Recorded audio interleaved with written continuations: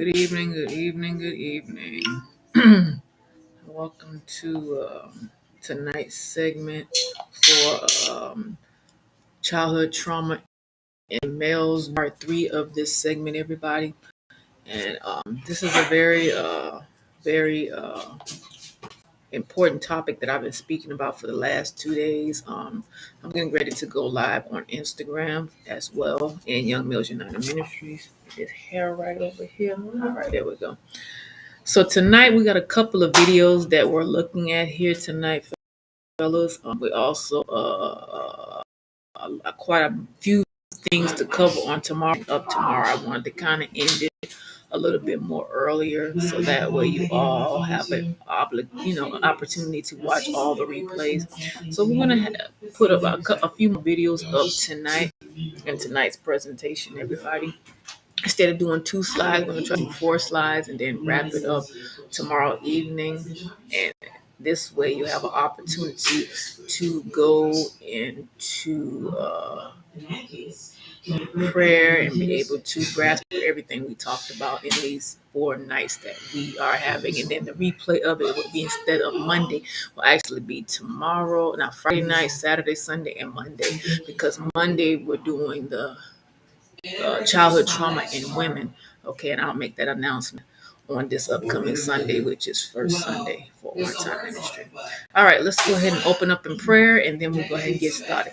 Lord, we come to you tonight as we continue the segment of childhood trauma in males. I pray for every young man and man that is tuning into the live and the replay on YouTube and Instagram, that they will be blessed tremendously by this topic. God, touch their hearts, minds, spirits, and soul tonight, and let whatever be revealed tonight. In your precious son, Jesus' name we pray. Amen. All right, everybody. Let's go ahead and get started.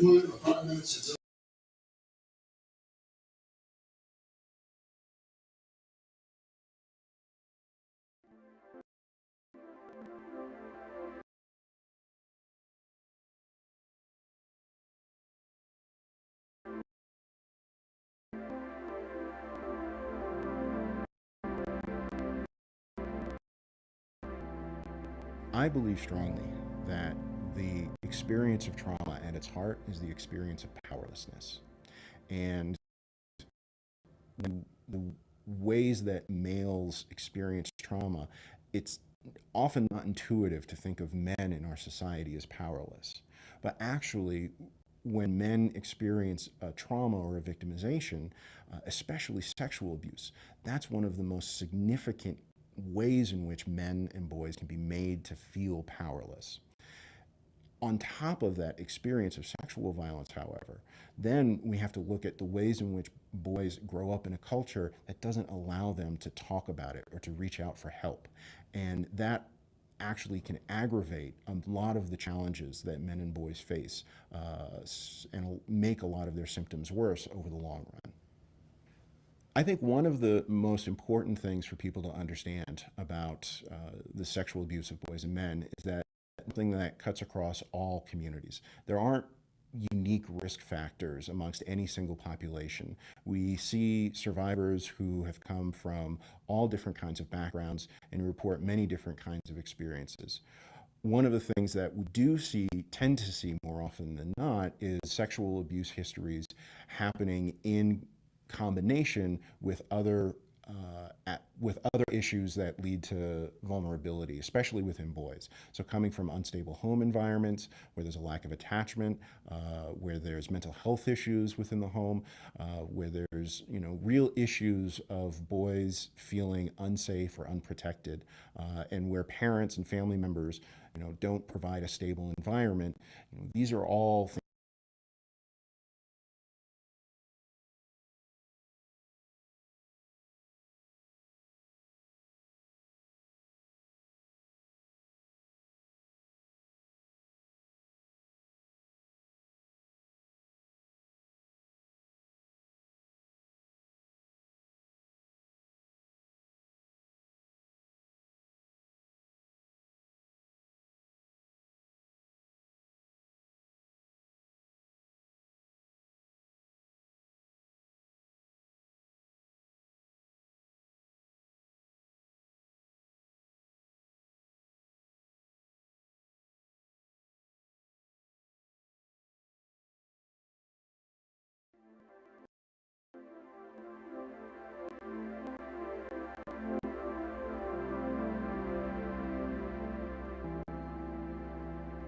I believe strongly that the experience of trauma at its heart is the experience of powerlessness.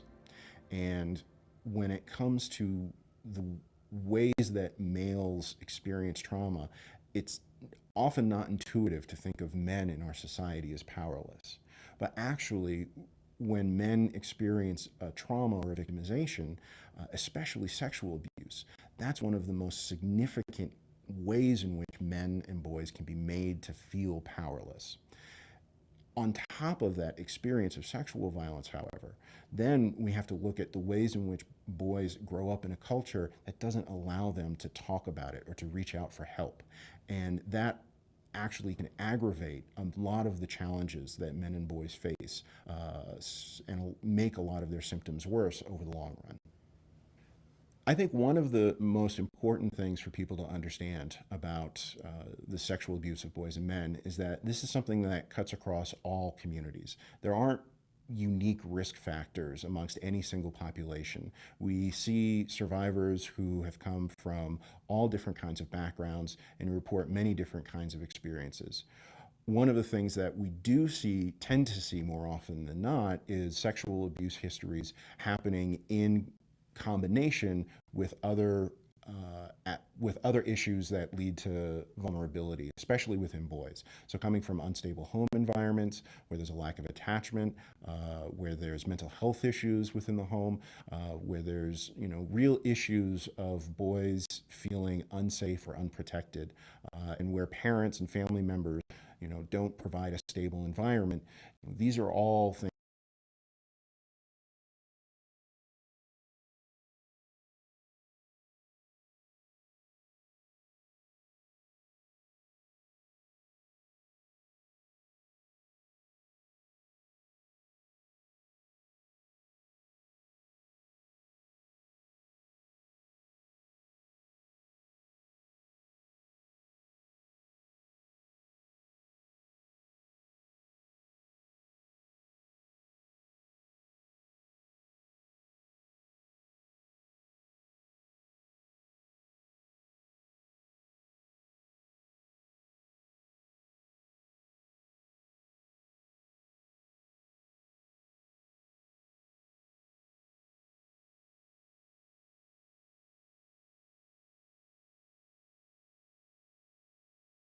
I think one of the most important things for people to understand about the sexual abuse of boys and men is that this is something that cuts across all communities. There aren't unique risk factors amongst any single population. We see survivors who have come from all different kinds of backgrounds and report many different kinds of experiences.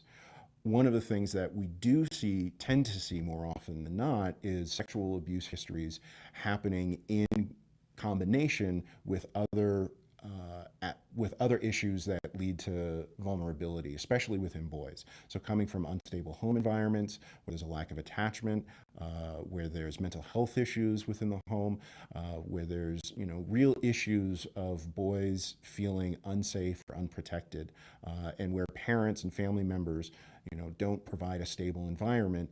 These are all things that can contribute to increased vulnerability amongst the population. The best data set that I think we do have is the National Intimate Partner and Sexual Violence Survey, which is put out by the Centers for Disease Control. And in that, when we look at all forms of sexual victimization, including rape and other forms of sexual violence, we see the CDC estimating approximately 25% of the population will experience some form of sexual victimization in time. The impact of trauma upon survivors of sexual violence can range from extraordinarily severe and destabilizing to somewhat unmasked. Actually, we see very oftentimes men who either struggle openly and actively with trust issues, betrayal, and not being able to have strong interpersonal relationships, to men who really just bury down this experience and never talk about it, never does, but maybe actually overtly display a lot of behaviors that show post-traumatic stress disorder. We also see many men who've experienced sexual violence, whether or not it's disclosed are acknowledged, often struggling with issues like anxiety, depression, substance abuse disorders, and certainly we see very elevated rates of suicidality, both ideation and complete successful suicides within male survivors. When we want to understand, or we want to try and build in resiliency or other protective factors, I think it's very important to understand that a lot of work that needs to be to start at the very beginning.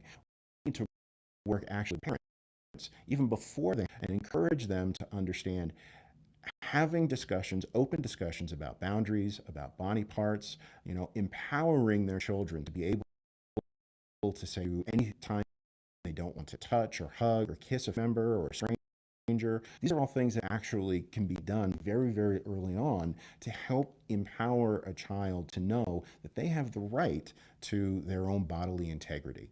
And surprisingly, with boys especially, these are conversations that we hear time and time again. Parents very rarely have. When it comes to better understanding and identifying male survivors of sexual victimization, there's a lot of gaps in their research currently, sadly. I believe what we've seen over the past 30 or 40 years, even though we've seen a great increase in our knowledge and awareness and willingness to investigate sexual violence overall, we still see a huge blind spot when it comes to actually assessing male victims.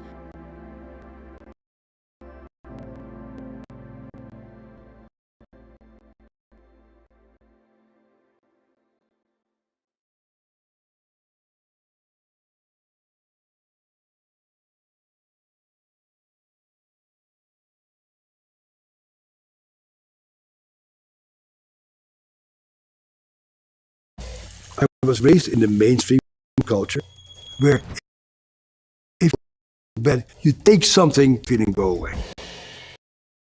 Around that time that I first started to work for the VA, I looked at the things that we have. The first study on Prozac for PTSD, the first study for Zoloft PTSD, and a number of other conventional drugs.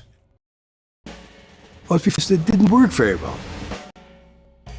Our conventional way of thinking about it is not working. I thought, okay, if it doesn't work, let's see what else can work. My name is Bessel Koch. I am a physician, I'm a psychiatrist. I have been studying trauma for about 50 years now.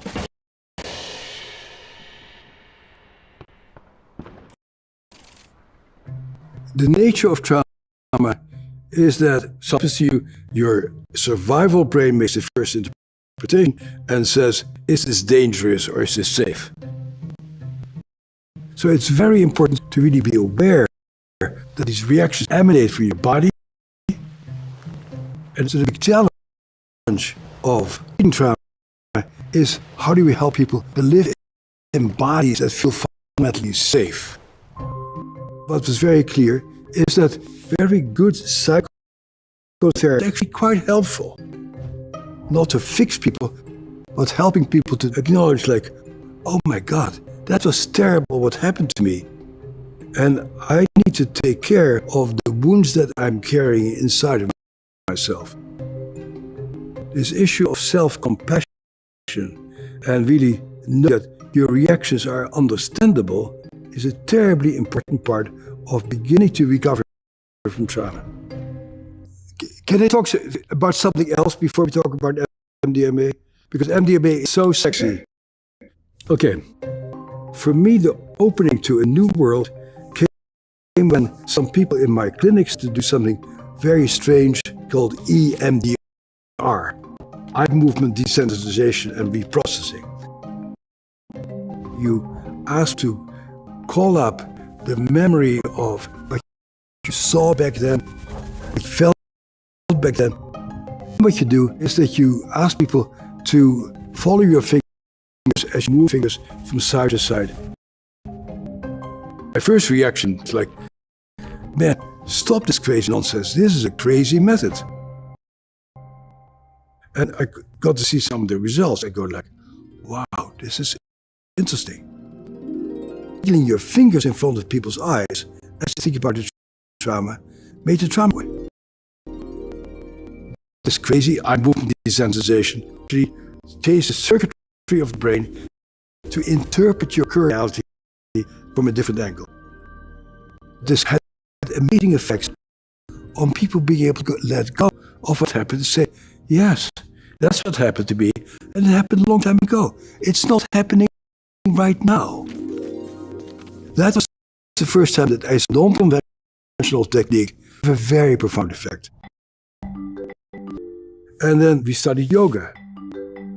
Maybe if you do yoga, you can open up your relationship to your body. You learn how to breathe calm. You learn to pay attention to yourself. You get to see how movements and different postures affect you. And so you have a deep relationship to your internal sensory system. Yoga at the end was a more effective treatment for PTSD than any of the drugs we had studied. But I've yet to see a psychopharmacology clinic being transformed to a yoga studio. The next thing that we studied was theater and movement. And it turns out that playing different roles in your body helps you to feel, the body can feel differently depending on how you organize your relation to yourself. When my voice gets too gravelly, let me know and I'll drink some water. It's feeling a little gravelly, so why don't we...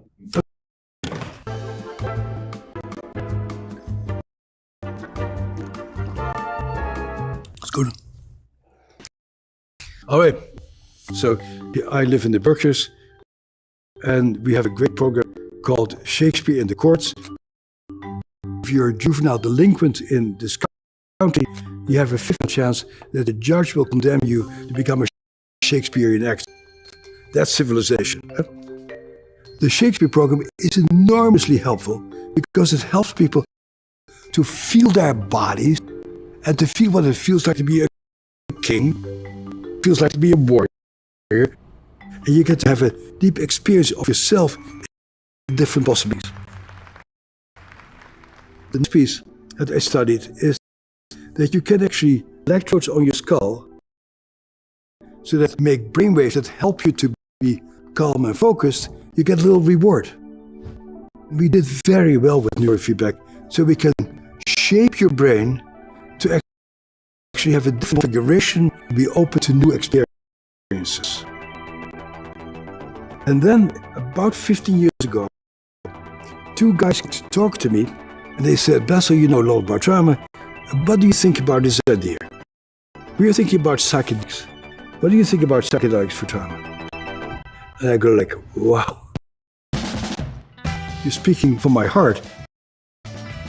Because, of course, I'm a child of the 60s, and we dabbled in LSD and psychedelic substances.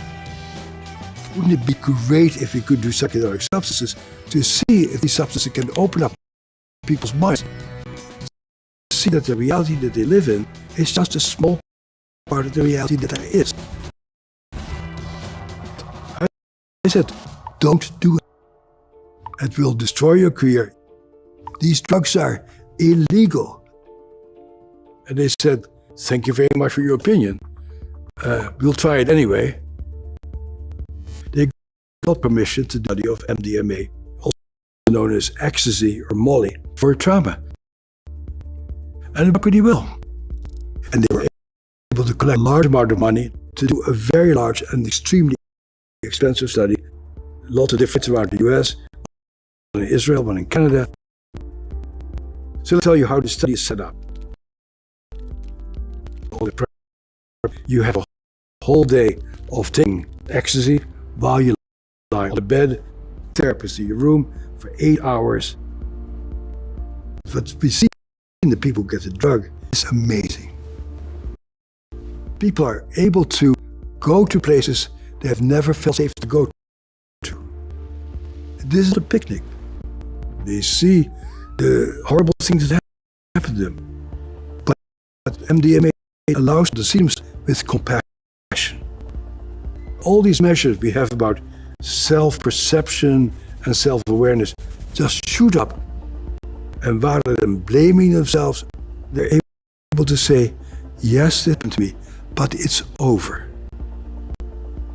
Part of what has kept me so busy all this year is how can we find a treatment that allows that basic sense of defectiveness and self-loathing to be controlled. And now it looks like we have found something that causes a very small drop in PTSD. Probably more than just about anything else we have studied. But what's important here is that one size doesn't fit all. Different people need very different things. What worked for my last patient very well may not work for you. Everything experiments in life. And healing from trauma is an experiment. Get smarter, faster with videos from the world's biggest thinkers. And to learn even more from the world's biggest thinker, get Big Think Plus for your business.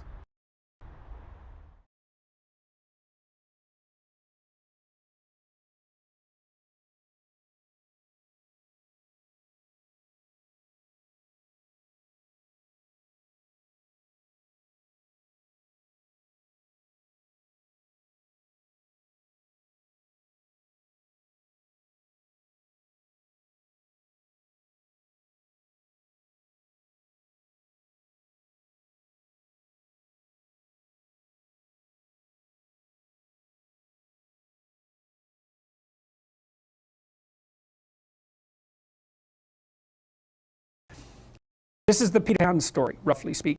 Peter Pan is this little boy.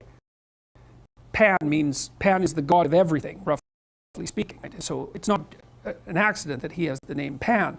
And he's the boy that won't grow up. And he's magical. Well, that's because children are magical. They can be anything. They're nothing but potential. And Peter doesn't want to give that up. Why? Well, he's got some adults around, but the main adult is Captain Hook. Well, who the hell wants to grow up to be Captain Hook? First of all, you've got a hook. Second, you're a tyrant. And third, you're chased by the dragon of chaos with a clock in its stomach. Like the crocodile, it's already got a piece of you. Well, that's what happens when you get older. Time has already got a piece of you. And eventually, it's got a taste for you. Eventually, it's going to eat you. And so Hook is so traumatized by that he can't help but be a tyrant. And then Peter Pan looks at Trauma Hook and says, well, no, I'm not sacrificing my childhood for that. So that's fine, except he ends up king of the Lost Boys. In Neverland, well, Neverland doesn't exist, and who the hell wants to be king of the Lost Boys? And he also sacrifices the possibility that he'll have a real relationship with a woman, because that's Wendy, right? And she's kind of conservative, middle class, London-dwelling girl. Wants to grow up and have kids and have a life. She accepts her mortality, she accepts her maturity. Peter Pan has to content himself with Tinkerbell. She doesn't even exist. She's like the fairy of porn. She doesn't exist. She's the substitute for the real thing. And so, but the dichotomy that you're talking about is very tricky because there's a sacrificial element in maturation, right? You have to sacrifice the pluripotentiality of childhood for the actuality of a frame. And the question is, well, why would you do that? Well, one reason is it happens to you whether you do it or not. You can either choose your damn limitation, or you can let it take you unaware when you're 30, or even worse when you're 40. And then that is not a happy day. And I see people like this, and I think it's more and more common in our culture because people can put off maturity without suffering an immediate penalty. But all that happens is the penalty accrues. And then when it finally hits, it just wallops you, because when you're 25, you can be an idiot. It's no problem. Even when you're out in a job search, it's like, well, you don't have any experience and you're kind of, it's, yeah, you're young, it's no problem. That's what people are like, but they're full of potential. Now you're the same person at 30. It's like people aren't so thrilled about you at that. It's like, what the hell have you been doing for the last 10 years? Well, I'm just as clueless as I was when I was 22. It's, yeah, but you're not 22. You're an old infant, right? And that's an ugly thing, an old infant. So part of the reason you choose your damn sacrifice, because the sacrifice is inevitable, but at least you get to choose it. And then there's something that's even more complex than that in some sense. Is the problem with being a child is that all you are is potential, and it's low resolution. You could be anything, but you're not anything. Think universities facilitate it. Because you could go to university to not be something instead of go to university to be something. And it's pleasant. And the price you pay for it, especially in the US, is debt. And you're enticed into it because the administrators can pick your pocket. So they rob your future self while allowing you to pretend that you have an identity. Right? Very nasty. And you can't declare bankruptcy with your student loans in the US. It's indentured servitude. And it's precisely Pleasure Island. Tuition fees have shot way out of control. And part of the reason that universities don't make more demands on their students and let them get away with all the things they let them get away with is because they're basically, why the hell would you chase them out? They're $100,000 or more. So they can do whatever they want as long as you get to sell them to the salt mines. So then you go and you adopt an apprenticeship, roughly speaking. And then you become, at least you become something. And when you're something, that makes the world up to you again.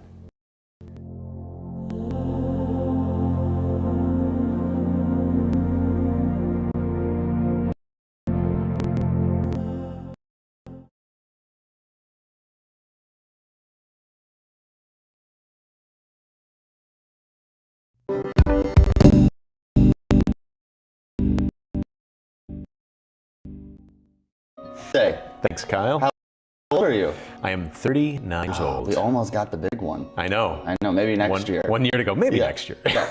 Today's a really significant day because it is your birthday, but maybe not for the reason that most people is significant when having a birthday. Before we started filming, you were reflecting on some time of when you were a child and on your original birthday. Yeah. What you were born into and where you are today. Do you want to share some of that?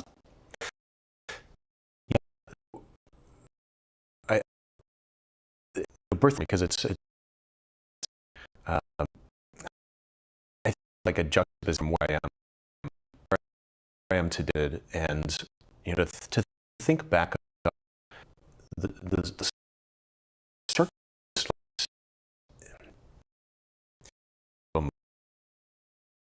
my mom, she got pregnant with me. My parents weren't married. My father was someone who, as a result of childhood abuse and neglect, lived with mental health issues that were never fully treated. He never knew that he was even living with mental health issues. No, and he self-medicated through alcohol, through marijuana, and as much as he could, coped and got by, but he was always in survival mode, and that meant doing whatever he could to get by for the family. So he would find things in ways and pull them together and sell them at swap meets. He would steal things, ended up in jail several times. But despite that, was a very loving man. But those demons that really were such a theme in his life really led into our lives as well. It really dictated how everything worked. And my father was addicted to alcohol that my mom had to buy beer before she could buy groceries. And he would drink a case of beer a day. And so this idea of survival, I think, has been a theme, and that's really how I came into the world. I came into the world in this like fight or flight mode. They say that you can experience trauma in the womb, and I think that really set the tone for my life, for my personality, the way that I interacted with the world. And like I said, my father was in and out of jail, so there wasn't a lot of stability. We were poor in an impoverished part of Phoenix, and and it just really led to this this state of just always being in a heightened in a heightened state, and and he developed that sort of anxious personality at a very young age. What was your first memory? What is your first memory? Well, like I mentioned, my father was someone he was very resourceful, and he found all these different bike parts that he had, found and got from different places and put together this bicycle for me. I remember it had a green banana seat, and I would put, ball cards in the spokes. Yeah. And but I remember when he gave me that bike, and that was like such a beautiful memory. How old were you? Gosh, I must have been 4 or 5. Was it for your birthday or just for fun? I don't know. I think it must have been for a break. But I also remember a time with him where there was a tray that sat on the living room coffee table, or under the coffee table, had his joints on it. I remember the smell of marijuana from a very young age. When I first smelled it when I was older, it was so nostalgic. It brought me back to those times I was so young, But I don't remember him around a lot, and in and out of jail. Yeah. So when things got really bad, he would leave for days or weeks at a time, and we wouldn't see him. And you guys didn't know where he went? I mean, I think a lot of times, were times when he was in jail, but there were other times when he would be, trying to figure out some way to make a buck, or do a job or something, and and it was just this lifestyle. It was this very, like, everything was transient. Everything was always like in the state of upheaval. And it got to the point where, my mom, really, I think, gathered the strength, despite her for him, and despite, everything that he tried, as much as he tried to overcome that, she eventually left and said, we have to go and live our own lives and leave him to his own devices. I was 6 years old. You were 6 when you and your mom left? Yep. Me, my sister, and my little brother. So it was the 3 of us. She was 26 years old. And, and she was really the anchor for him. Without her, things spiraled out of control very quickly. What mental health diagnosis do you have? I've had...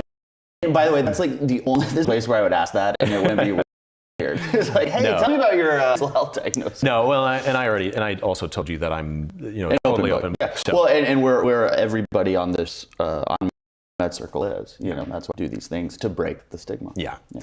So I have had several over the years. I've been diagnosed with everything from ED, seasonal affective disorder, depression, anxiety, bipolar disorder, you name it. I've been diagnosed, and I've taken the meds for all of it.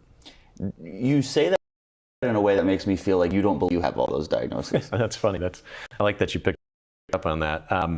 So fast forward to today, I don't really identify with any particular diagnosis.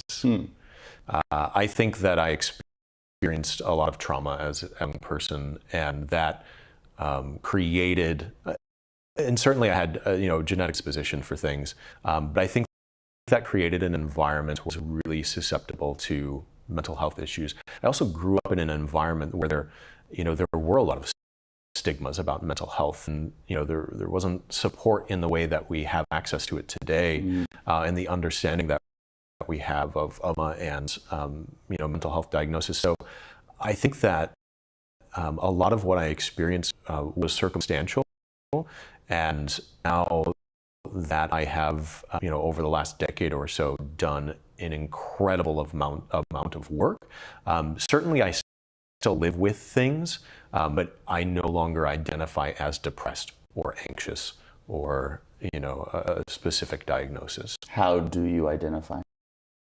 Identify as well. As well. Mm-hmm. Yeah. The moment, or at the age of 6, when your mother and your siblings all left, talk us through what happened shortly thereafter with your father. So he, without the support systems that that he had, he really got mixed up in some pretty bad things and some hardcore drugs. Arrested, went to visit his mom, my grandmother, in Detroit.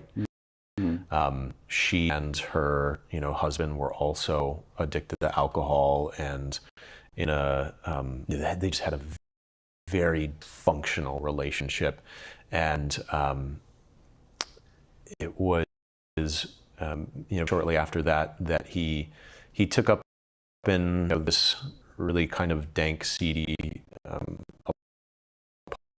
like place, and shortly after that. And how did you find out about that? Found out right away. It was something that I think is pretty rare. I remember the night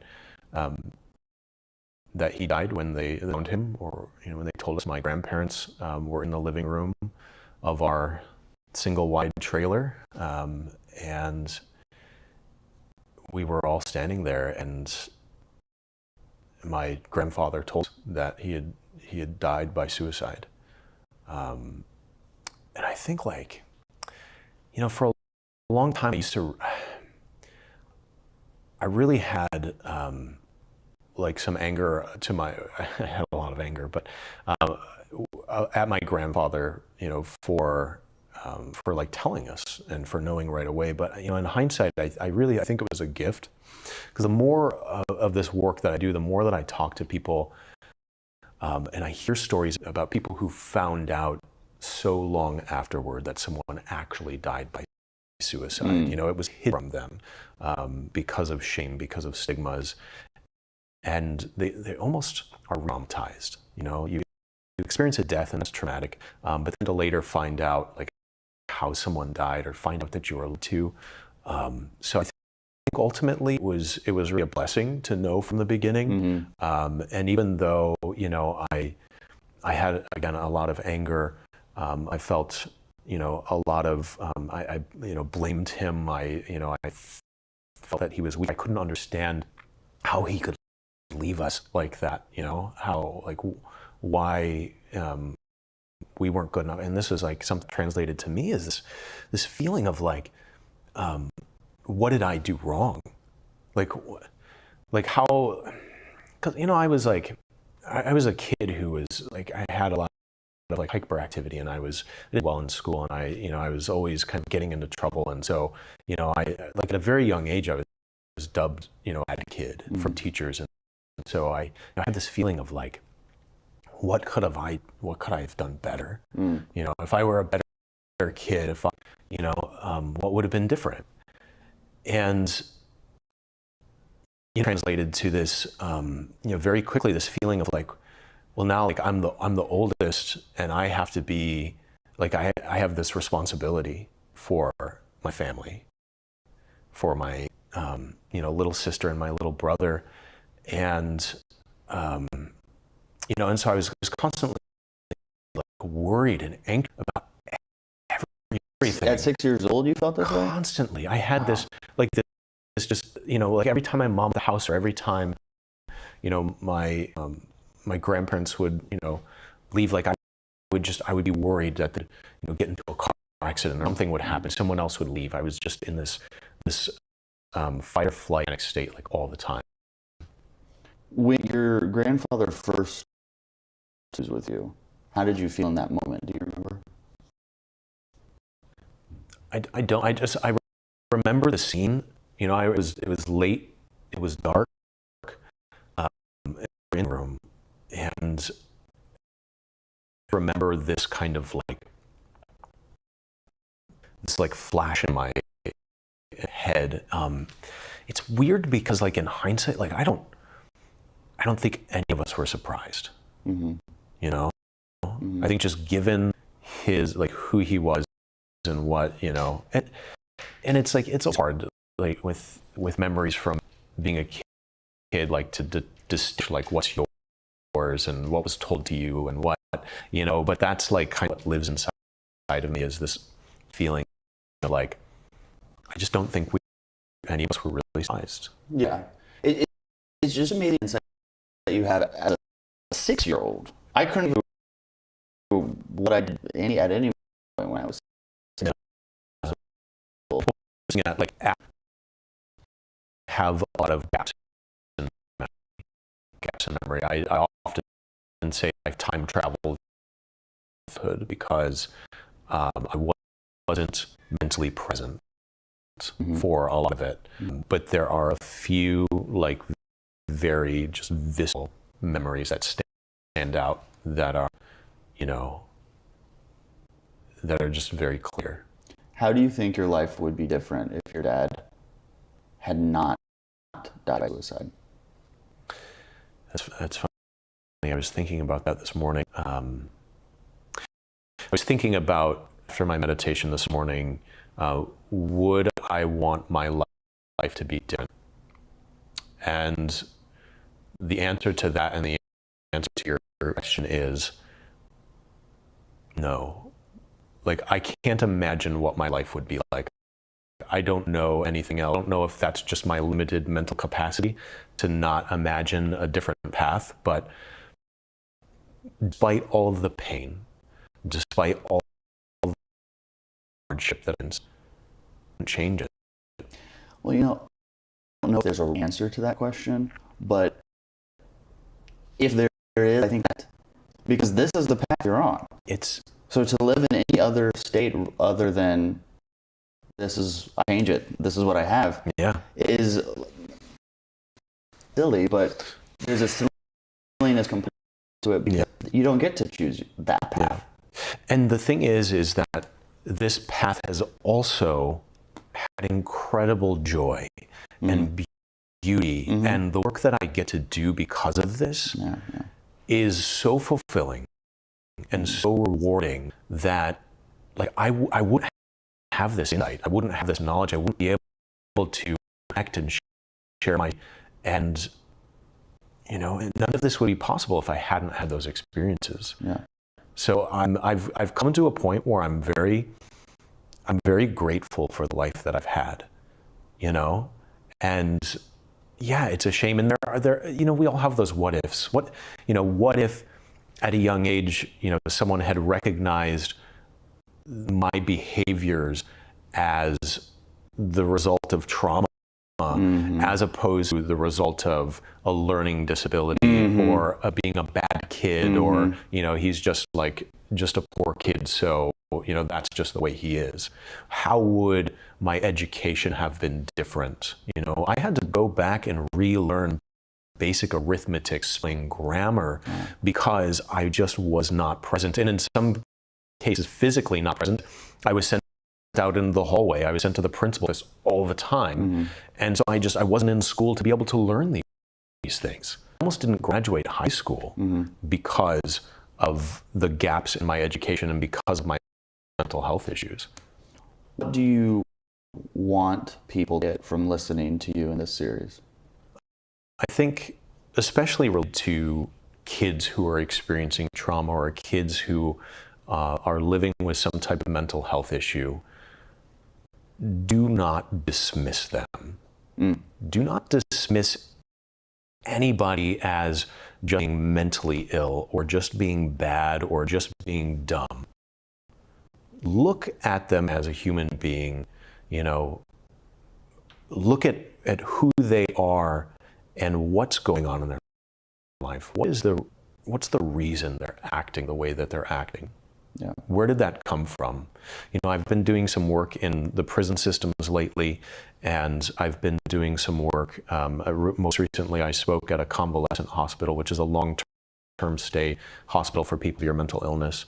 And during my time there, I connected with some very brilliant people, incredibly intelligent people who have rich stories and have had successes in their lives, but didn't have early intervention, early detection and treatment of mental health issues, and have now landed in a place like that, which is a sad place for them to be. And it's so easy to dismiss them. It's so easy to see someone who's homeless or to see someone who's been previously incarcerated and just diss them.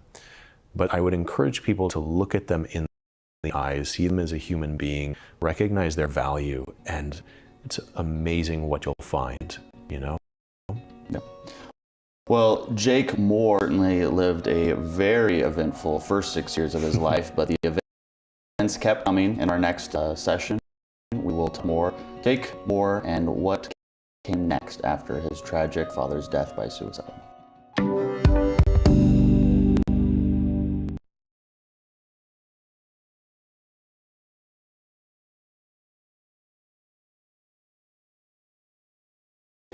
Well, this morning we continue our series enough focus on mental health, specifically the challenges Black men are facing.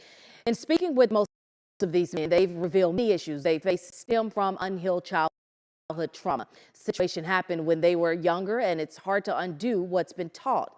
My next conversation is with Patrick Jefferson, who addresses what it was like being in a household where seeking outside help wasn't always a top priority. Here's his story. Did you talk about mental health growing up?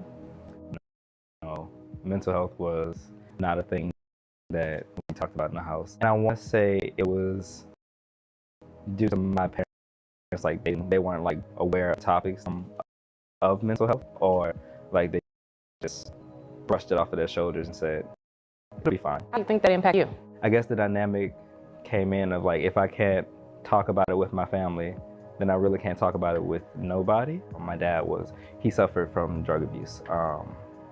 And it was kind of like the elephant in the room for the family.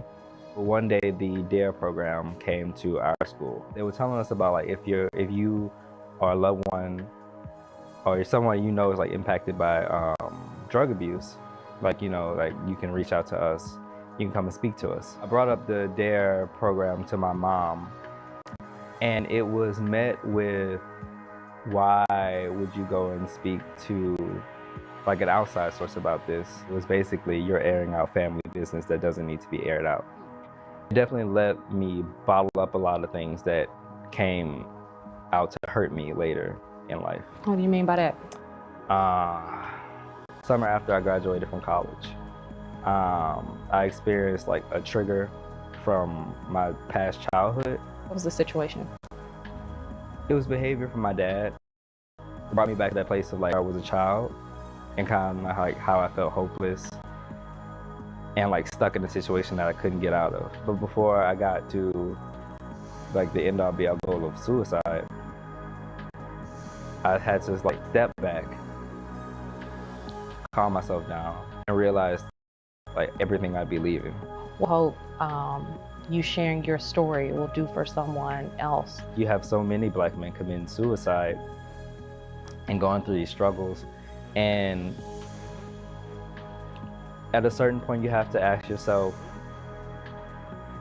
what am I going to do to help stop this? So everything that was shared here tonight in these 5.5 videos here, young males and gentlemen.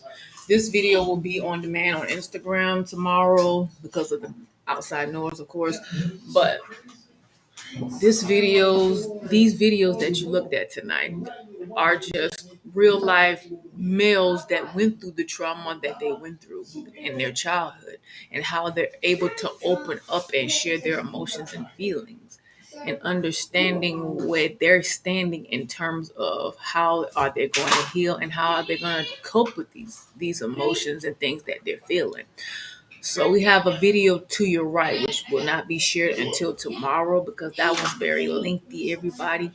But I want you to think about everything that was shared here tonight in the videos that you watched. I want you to write 5 things that you got out of each video that was seen here tonight. So 5 things for the first video, 5 things for the second video, 5 things for the third video, the fourth video, and the fifth video. Okay, 5 things of the fifth video.